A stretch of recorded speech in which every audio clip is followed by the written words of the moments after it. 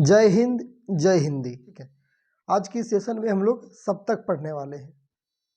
चलिए शुरू करते हैं। लिखा हुआ है कि हिंदी साहित्य में आधुनिक संवेदना का सूत्रपात तार सप्तक के प्रकाशन से माना जाता है। ठीक है, सच्चिदानंद हीरानंद वात्स्यायन अज्ञेय जिनका नाम है के संपादन में 4 सप्तक प्रकाशित हुए। ठीक है, प्रथम सप्तक तार सप्तक का प्रकाशन 1943 ईस्वी में हुआ, जिसमें 7 कवियों की कविताएं संकलित है। ठीक है, महत्वपूर्ण बात यह है कि तार सप्तक की परिकल्पना अज्ञेय की नहीं थी, अपितु प्रभाकर माचवे और नेमीचंद्र जैन की थी। ठीक है, आसानी से समझ में आ रही होगा आप लोगों को क्योंकि हिंदी है। फिर कहते हैं कि तार सप्तक के प्रकाशन से ही प्रयोगवाद का प्रारंभ माना जाता है, इसलिए प्रयोगवाद के प्रवर्तन का श्रेय अज्ञेय को दिया जाता है। ठीक है, आगे लिखते हैं, लेकिन प्रयोगवाद का जन्म कुछ आलोचक 1947 प्रतीक के प्रकाशन से मानना उचित कर समझते हैं। फिर है प्रयोगवाद शब्द का प्रथम प्रयोग नंद दुलारे वाजपेयी ने प्रयोगवादी रचनाएं नामक अपने निबंध में किया है। फिर इसी निबंध में उन्होंने प्रयोगवाद को बैठे ठाले का धंधा कहा है। ठीक है, अब सप्तक देखते हैं कौन कौन सा सप्तक है। तो पहला है हमारा तार सप्तक जो कि 1943 में प्रकाशित हुआ था। अगला दूसरा सप्तक है 1951 ईस्वी में प्रकाशित हुआ और तीसरा सप्तक 1959 ईस्वी में। ठीक है, फिर है चौथा सप्तक जो कि 1979 ईस्वी में प्रकाशित हुआ। अब सबसे पहला जो सप्तक है इसे तार सप्तक हम लोग पढ़ते हैं कि तार सप्तक क्या था। तार सप्तक के कवि तार सप्तक के संपादक अज्ञेय है। इसका प्रकाशन वर्ष 1943 ईस्वी है। ध्यान रहे कि इसका नाम तार सप्तक है, कई लोग इसे पहला सप्तक कह देते हैं जो कि गलत है। तो तार सप्तक के कवि निम्नलिखित है, नीचे तार सप्तक के कवि दिए गए हैं। पहला तार सप्तक के कवि हैं गजानन माधव मुक्तिबोध, दूसरा है नेमीचंद्र जैन, तीसरा है भारत भूषण अग्रवाल। ठीक है, फिर प्रभाकर माचवे, गिरिजा कुमार माथुर, रामविलास शर्मा और अज्ञेय। अब इसे हम लोग याद करने के लिए एक ट्रिक का भी प्रयोग कर सकते हैं जो कि यहाँ लिखा हुआ है। तार सप्तक के कवियों को याद करने का सूत्र, ट्रिक क्या है, प्रभा रागी मुनि है। तो इससे देखिए, प्रभा से हो गया प्रभाकर माचवे, रागी से आपका राम विलास शर्मा और गी से गिरिजा कुमार माथुर। ठीक है, मुने और फिर आ से है अज्ञेय। ठीक है, आगे देखते हैं। आगे लिखा है दूसरा सप्तक जो कि तार सप्तक के बाद का सप्तक है। तो दूसरा सप्तक के संपादक अज्ञेय हैं, इसके भी संपादक अज्ञेय ही हैं। ठीक है, इसका प्रकाशन कब हुआ तो 1951 ईस्वी में।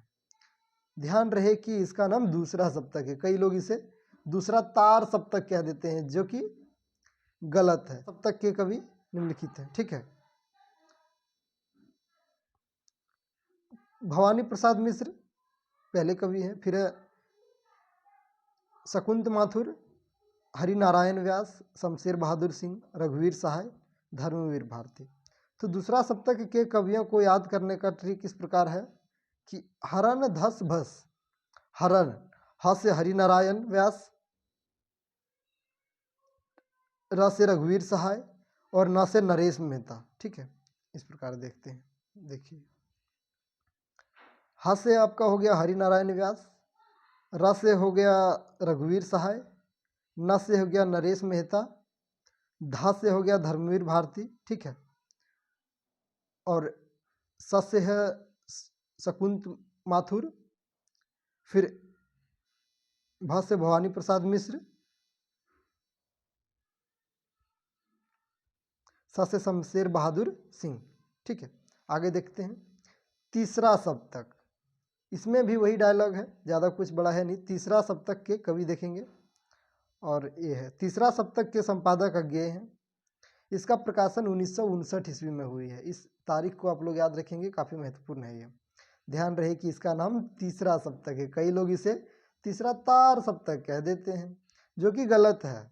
तो तीसरा सप्तक के कवि निम्नलिखित हैं। पहले कवि हैं हमारे कुंवर नारायण, कीर्ति चौधरी, सर्वेश्वर दयाल सक्सेना, मदन वात्स्यायन, प्रयाग नारायण त्रिपाठी और केदारनाथ सिंह। ठीक है, विजय देव नारायण शाही।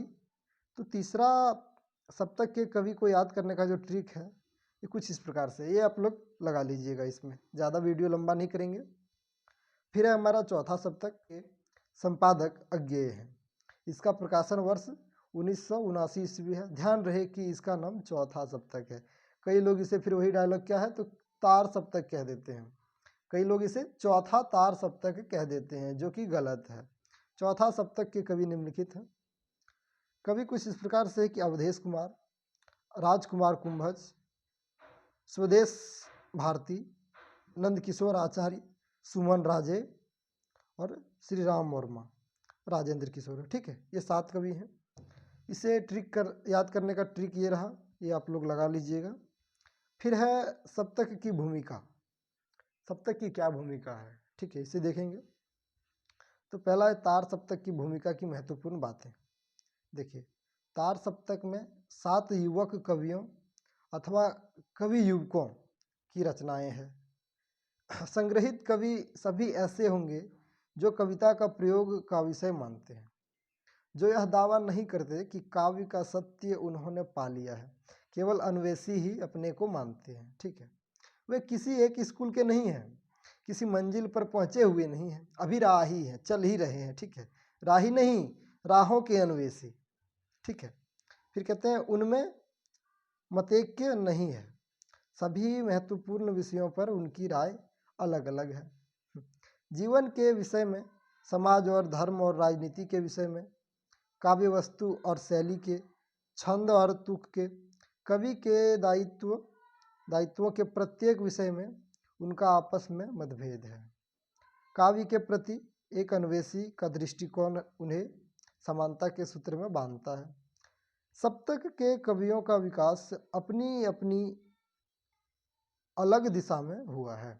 सृजनशील प्रतिभा का धर्म है कि वह व्यक्तित्व ओढ़ती है। फिर दूसरा सप्तक की भूमिका की महत्वपूर्ण बातें, छोटा सा है।